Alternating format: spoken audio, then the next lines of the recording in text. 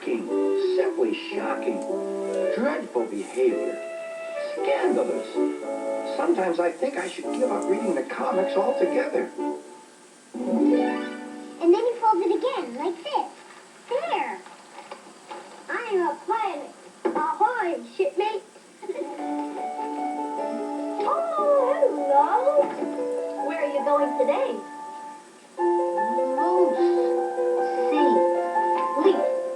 Lucy's sleep. No smoking. Lucy's sleep. No smoking. Have a good trip. Bye. Okay, where were we? Let's see. Little Haven, 350. 3:15. 350? Little Haven, 3:15. Dear. Good thing we checked. Yeah. And our passengers expect this information to be accurate. Right. Okay. Maybe we should double check everything. What do you have for clocking? 11 o'clock? 11 o'clock, foggy, we'll check. Hey, Mr. Scoop. Now, is that Carol with a C or with a K? With a K. Hey, I remember you. You're a newspaper writer. Not just a writer, Sonny, a reporter with the Indian Valley Gazette. Wait a minute. That's my byline. Hey, my name on a piece I wrote just last week. Mayor of East Shemp seeks re-election. Believe you me, that was not an easy story to get. So you wrote and they printed it and everybody read it? Wow. It's a rough job, but someone's got to do it. Miss Smoot, great to see you. Mr. Scoop, hello. What are you doing here? Are you covering a story? Oh, I hope there's nothing wrong, like trains arriving late or missing tickets. No, of course not, ma'am. All news is not bad news, you know. But, speaking of news, what's new? Well, Mr. Scoop, you know how I hate gossip. Yes, ma'am, I surely do. But I have to tell someone. Oh, of course, of course. It's about Jenny, you know, from Farmer's Mill.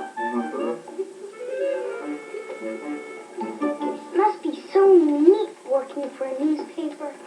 Hey, why don't we start our own newspaper? Like the Becky Carradine News. No, better. The Shining Time Times. And write on stationery. Or the Shining Times, that's it. Yeah, awesome. Excuse me, would you mind lending me a bounce? Sure, Mr. Conductor. What do you need? I've been trying to repair this signal arm. It's broken. It's all bent. Trains depend on signals, and they have to be absolutely correct at all times. So I was wondering... Here, let me try. Okay, everybody, okay? Okay, 1, 2, 3. Oh, There. thanks a lot. I'm glad you fixed it. Percy's been having enough trouble with signals as it is. Really? What happened? Oh, it's quite a story. Why don't I tell you about it?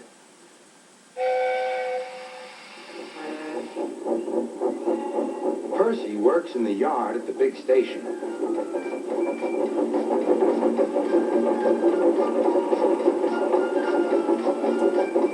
He loves playing jokes, but they can get him into trouble. One morning, he was very cheeky indeed. Beep, beep. Hurry up, Gordon. The train's ready. Gordon thought he was late. Ha, ha, ha, ha, laughed Percy and showed him a train of dirty coal cars. Gordon thought how to get back at Percy for teasing him. Next, it was James's turn. Stay in the shed today, James. Sir Topham Hatt will come and see you.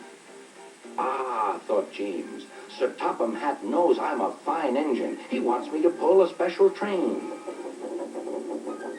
James's driver and fireman could not make him move.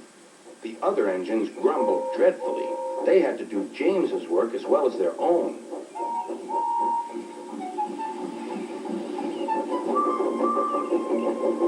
At last, the inspector arrived.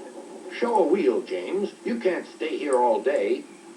Sir Topham Hatt told me to stay here. He sent a message this morning. He did not. How could he? He's away for a week. Oh, said James. Oh, where's Percy? Percy had wisely disappeared. When Sir Topham Hatt came back, he was cross with James and Percy for causing so much trouble.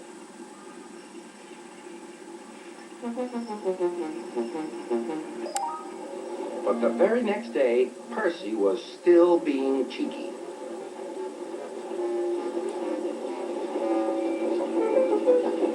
I say, you engines, I'm to take some freight cars to Thomas's Junction. Sir Topham Hatt chose me especially. He must know I'm a really useful engine. More likely he wants you out of the way. Grunted James. Gordon looked across to James. They were going to play a trick on Percy. James and I were just speaking about signals at the junction. We can't be too careful about signals. But then I needn't say that to a really useful engine like you, Percy. Percy felt flattered. We had spoken of backing signals, Put in James. They need extra special care, you know. Would you like me to explain? No, thank you, James, said Percy. I know all about signals. Percy was a little worried. I wonder what backing signals are, he thought. Never mind, I'll manage. He puffed crossly to his freight cars and felt better.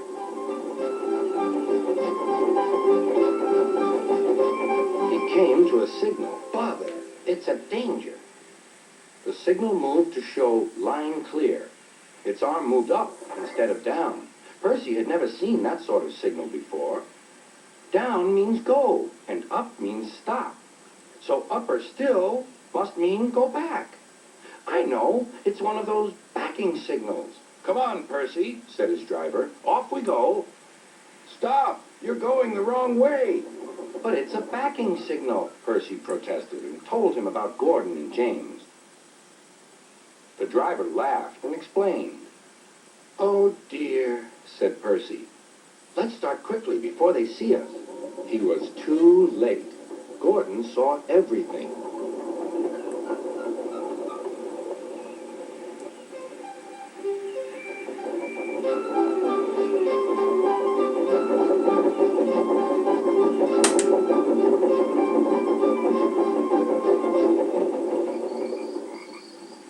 That night, the big engines talked about signals.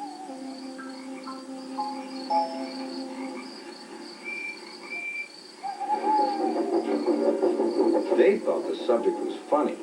Percy thought they were being very silly. So you see, Percy's problem wasn't that he made up stories. That's fine. What he did wrong was to make people believe that his made-up stories were true. I think Percy should be more careful. Yes, I'm sure he will be. Thank you again for repairing the signal arm. Well, what are we waiting for? We've got a newspaper to put out. Yeah. Well, yes, I suppose you could say that mine is a typical modern success story. I attribute it to hard work, dashing good looks, and an exceptionally keen business mind, which I inherited from my mommy. From his mommy. Anything else? About my mommy? Well, she's smart, she's honest, and she has an exceptionally talented son. Getting all this down? That's Lakota, spelled Lakota. Lakota Sioux.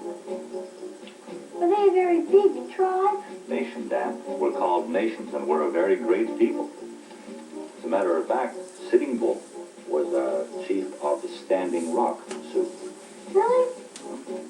That's interesting. So, what do you want to ask me? How's the mayor? Mayor? Well, he's fine, I suppose. Do you like him?